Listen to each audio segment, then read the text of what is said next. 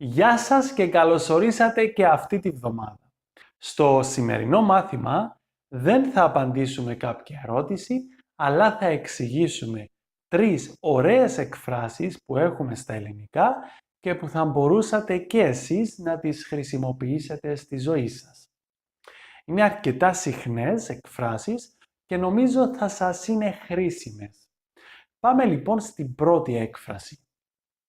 Όταν κάποιος έχει μία επιτυχία στη δουλειά του, τότε του λέμε συγχαρητήρια, πάντα τέτοια. Τι σημαίνει πάντα τέτοια? Όπως ξέρετε, το πάντα αναφέρεται στον χρόνο. Είναι το αντίθετο του ποτέ.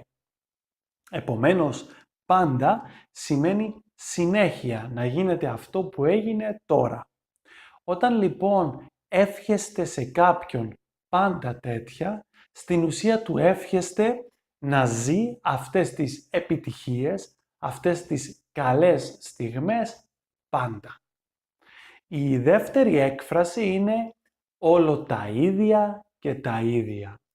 Η λέξη ίδια αναφέρεται σε κάτι που επαναλαμβάνεται συνέχεια, χωρίς διακοπή. Όταν λοιπόν λέτε δεν αντέχω άλλο αυτή την δουλειά, όλο τα ίδια και τα ίδια, είναι πολύ βαρετή, τότε παραπονιέστε γιατί αυτή η δουλειά που κάνετε είναι μονότονη και δεν έχει καθόλου εκπλήξεις. Τέλος, έχουμε την έκφραση μόνος και έρημος. Αυτή δεν είναι και πολύ θετική πρόταση, αλλά πολλοί άνθρωποι την χρησιμοποιούν. Βασικά χρησιμοποιείται όταν θέλουμε να πούμε ότι εμείς ή κάποιος άλλος άνθρωπος είναι μόνος, δεν έχει παρέα. Ένα παράδειγμα είναι, σήμερα όλοι οι φίλοι μου βγήκαν έξω και εγώ είμαι άρρωστος. Έμεινα στο σπίτι μόνος και έρημος.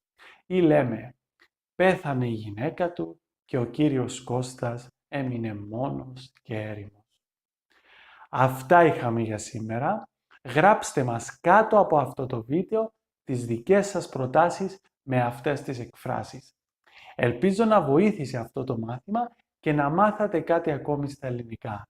Ευχαριστώ πολύ. Γεια σας και καλή εβδομάδα. Τα λέμε σύντομα.